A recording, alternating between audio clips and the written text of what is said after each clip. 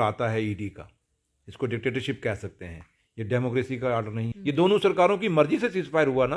तो हम शरेआम कहते हैं कि हिंदुस्तान पाकिस्तान मिलकर बैठ के बात करे, लेकिन बीजेपी की जो सरकार दिल्ली में है वो छुप के पाकिस्तान से बात करनी चाहती है। आप छुप के क्यों बात करते हैं? जो हम, और आज 7 साल के बाद आप हमारे जो स्टैंड था उस स्टैंड पे आप आज आ रहे हैं। आजकल ईडी बहुत एक्टिव है और जम्मू कश्मीर में भी अब ईडी अपना जो है शिकंजा कस रही है। अब किस पर शिकंजा कसा गया है? महबूबा मुफ्ती, जी हाँ, एक्स चीफ मिनिस्टर पर मनी लॉन्ड्रिंग का केस है और ईडी अब इसमें सामने आएगी, पूछताछ होगी कि आखिरकार भाई ऐसी क्या बात हो गई। अब ये सब जानकारी लेंगे कि क्या भाई ऐसी क्या बात हो गई, ये सब क्यों हो रहा है, क्या कारण है, क्या सच में मनी लॉन्ड्रिंग के केसेस में इन्वॉल्व थी महबूबा मुफ्ती या नहीं। अब ये जानकारी लेते हैं। जानकारी देने के लिए कोई और नहीं बल्कि सुंदर चौधरी जी हमारे साथ में मौजूद हैं, बातचीत कर लेते हैं और पूरी जानकारी भी ले लेते हैं। सर, मनी लॉन्ड्रिंग का केस छोटी बात नहीं है, बहुत बड़ी बात है। आखिरकार किस तरीके से देखती है अब पीडीपी? क्या एक और बड़ी मार आई है या फिर सच में महबूबा मुफ्ती इन्वॉल्व है बीच में? देखिए, ये बदकिस्मती है हिंदुस्तान की डेमोक्रेसी की और हिंदुस्तान के आइन की और जम्मू कश्मीर लोगों की बदकिस्मती है। जो गरीब लोग हैं, दूर दराज में रहने वाले लोग हैं, दलित लोग हैं, पिछड़े लोग हैं, उनकी बदकिस्मती है। क्योंकि जम्मू कश्मीर रियासत आगे ही एक बड़े crucial juncture of the history निकल रही है और जहाँ एक अफरा तफरी का माहौल है। और आज फिर वहाँ पे जब आप देखें, जब ये एक ऐसा आप ये कह सकते हैं कि कहीं ना कहीं डिक्टेटरशिप वाला जो ऑर्डर आता है ईडी का, इसको डिक्टेटरशिप कह सकते हैं, ये डेमोक्रेसी का ऑर्डर नहीं है, ये डिक्टेटरशिप का ऑर्डर है। महबूबा जी 1.5 साल अंदर रही और आज भी जब वो बाहर हैं तो तब भी समझिए कभी अंदर कभी बाहर, कभी नज़रबंद कुछ। जब 1.5 साल अंदर रही तो उसमें इनको नहीं दिखा कि ये मनी लॉन्ड्रिंग में है या नहीं है, क्या उसमें क्या वेरीफाई करते रहे हैं। उसमें नहीं इनको पता चला कि महबूबा जी क्या कर रही हैं। क्या, जिस लेडी के पास अपना मकान नहीं, जिस लेडी के पास अपना एक घर नहीं या एक कार नहीं, कोई बंगला नहीं, जिसके पास कोई बैंक बैलेंस नहीं, वो क्या मनी लॉन्ड्रिंग करेगी? मनी लॉन्ड्रिंग है क्या? और 1.5 साल बाद जब आपने महबूबा जी को छोड़ा, नज़रबंदी से छोड़ा, तो उसके बाद आपने जब देखा, आपने सोचा कि महबूबा जी को हमने 1.5 साल अंदर रखा, अब ये कुछ नहीं बोलेगी। लेकिन जब महबूबा जी बाहर आई, उसके बाद आप देखें, रजौरी पुंछ का टूर किया, जम्मू सूबे का टूर किया, कश्मीर के अंदर उन्होंने टूर किया और वहाँ लोगों का आना जाना, जो लोगों का जुड़ लगा, वर्करों का आना जाना लगा। और जब अब रिसेंटली जो लास्ट अब चंद रोज़ पहले जो अनंतनाग में रैली हुई, पीडीपी की बहुत बड़ी रैली हुई, वहाँ जब रैली देखी तो दिल्ली की सरकार और जम्मू कश्मीर की सरकार डर गई, ये बीजेपी डर गई। उन्होंने कहा ये तो महबूबा मुफ्ती, आज भी अगर कोई जम्मू कश्मीर रियासत का कोई पॉपुलर लीडर है तो वो महबूबा मुफ्ती है। आज जम्मू कश्मीर रियासत में कोई आम लोगों की कोई बात कर रहा है तो महबूबा मुफ्ती है। तो महबूबा मुफ्ती के मुंह बंद कराने के लिए हम ये कहेंगे कि कहीं ना कहीं ये ईडी का लेटर आया है। ये टोटल एक मेन स्ट्रीम जो पार्टी है, मेन स्ट्रीम पॉलिटिकल लोग जो हैं, उनकी हरासमेंट है, विक्टिमाइजेशन है।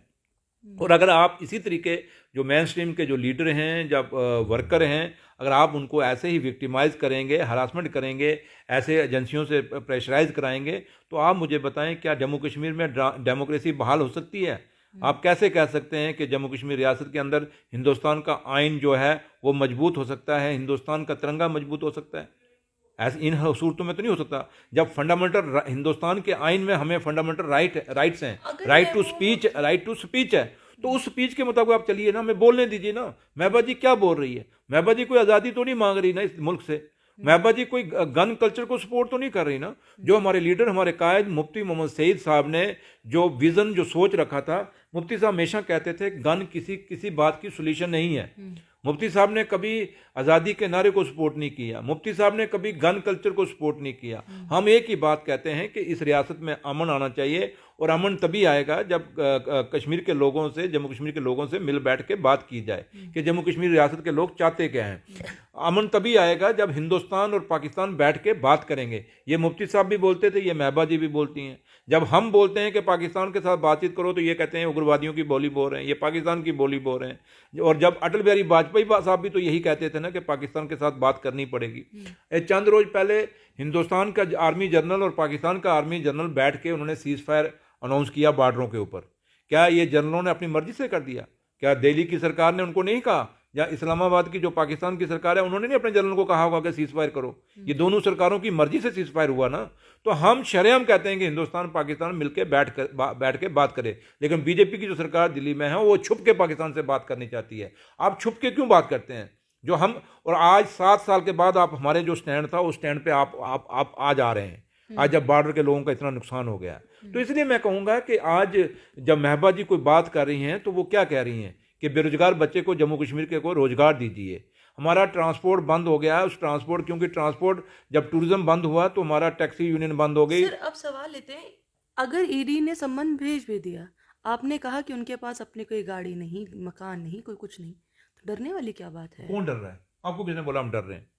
मैं आपको क्या बोल रहा हूँ? मैं यही तो बोल रहा हूँ कि आपने कहा ये डिक्टेटरशिप है, हाँ, डेमोक्रेसी डिक्टेटरशिप। नहीं। मैंने कहा ना डिक्टेटरशिप है, तो डरने वाली बात थोड़ी है। हम अपनी बात रख रहे हैं ना कि आपने ईडी को सिर्फ आवाज बंद करने के लिए कि आप मत बोलिए। हम बोल क्या रहे हैं? हम यही बोल रहे हैं कि बेरोजगार बच्चों को रोजगार दे दीजिए, कश्मीर में अमन ले आइए। हम क्या बोल रहे हैं कि आपका टूरिज्म बहाल करो। टूरिज्म बहाल होगा तो आपकी टैक्सियां चलेंगी, आपके ऑटो चलेंगे, आपकी मेट्रोएं चलेंगी, आपकी बसें चलेंगी, जो कि आज पूरा का पूरा जो जम्मू कश्मीर का ट्रांसपोर्ट है वो चरमरा गया है। आपका छोटा बिजनेसमैन खत्म हो रहा है, आपका इंडस्ट्री बंद हो रही है, आपके डेली वेजेस सड़कों पे हैं। आपके देखें बीएसएफ सीआईएसएफ के लड़के जो हैं वो बीजेपी के दफ्तर के बाहर त्रिकुटानगर में धरना देके बैठे हुए हैं। आज आप देखें कि आपकी जो डेवलपमेंट है टोटल रुकी हुई है, चाहे रूरल डेवलपमेंट में है, चाहे सड़कें हैं, चाहे बिजली है, चाहे पानी है, हर चीज़ों की लोगों की त्राही त्राही मची हुई है। कौन सुन रहा है? ये मेन स्ट्रीम लीडर ही हैं जो आम डाउन टाउन में जाते हैं, पहाड़ों में दूर दराज के इलाकों में जाते हैं, मिलिट्रियों की गोली के आगे जाते हैं।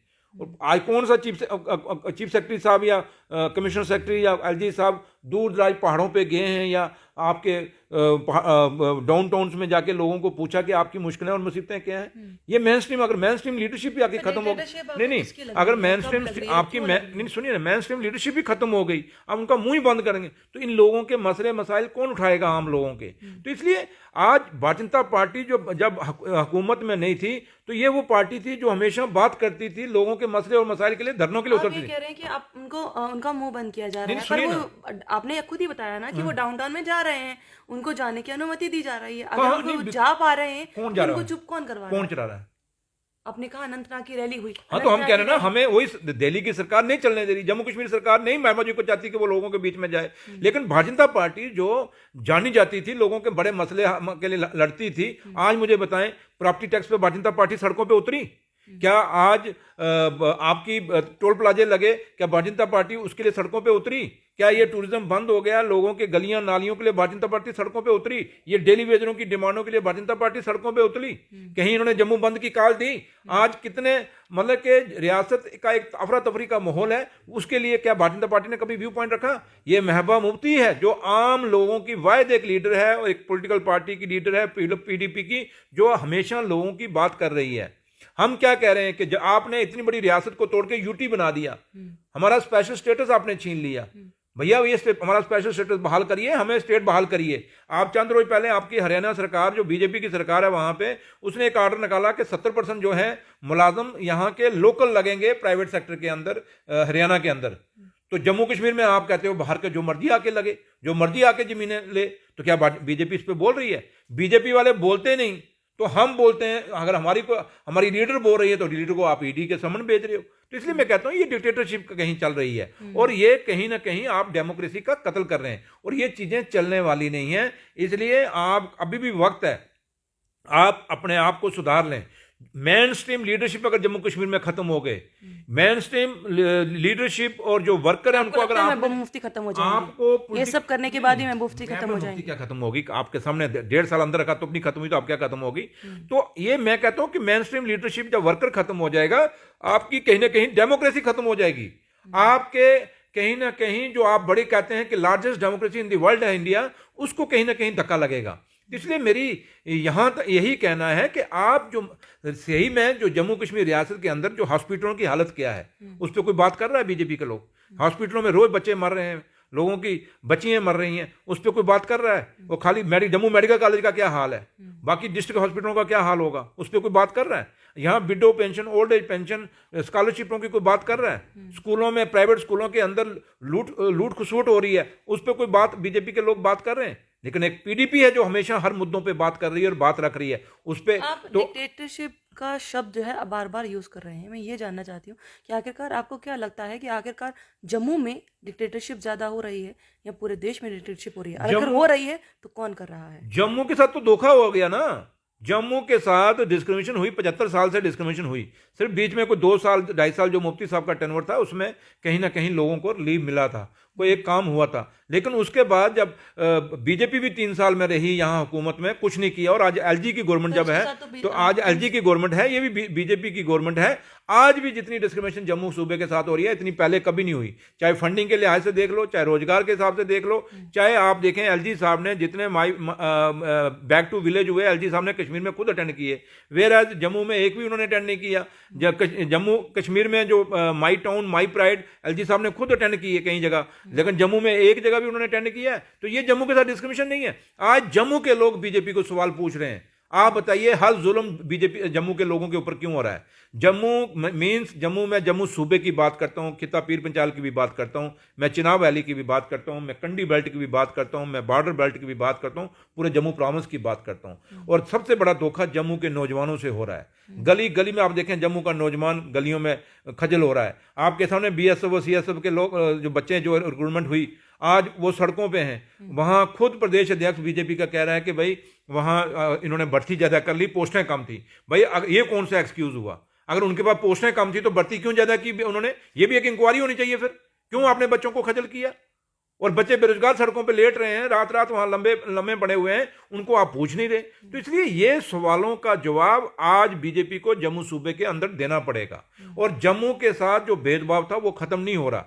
और आने वाला वक्त जो है, याद रखना, एक वक्त आएगा कि जम्मू के लोग इनको जवाब जरूर देंगे। लेकिन सिर्फ जम्मू के लोग जो हैं, क्योंकि ये बड़े देशभक्त लोग हैं, इन्होंने हमेशा हिंदुस्तान के आइन के और हिंदुस्तान के तिरंगे को सलूट किया है। और ये थोड़ा सा देख रहे हैं, वॉच कर रहे हैं सिचुएशन को।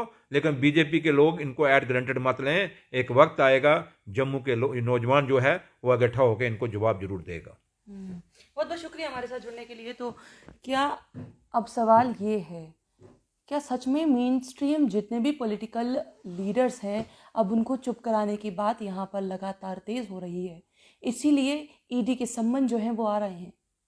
पीडीपी का साफ तौर पे कह देना है कि अगर महबूबा मुफ्ती के पास अपने एक घर नहीं, गाड़ी नहीं, तो आखिरकार मनी लॉन्ड्रिंग की इतनी बड़ी बात किस तरह से इल्ज़ाम जो है वो लगाए जा रहे हैं। हम इस बात से डरते नहीं और ना ही चुप बैठने वाले हैं। पर हाँ, जो डिक्टेटरशिप चल रही है वो शायद चलनी नहीं चाहिए। और सबसे बड़ी बात, जो डिस्क्रिमिनेशन हो रही है वो अब रुक जानी चाहिए, ताकि आम जनता जो है राहत की सांस ले सके। बने रहिए जम्मू परिवर्तन के साथ। मुझे और अभिषेक जी को दीजिए इजाज़त। नमस्कार।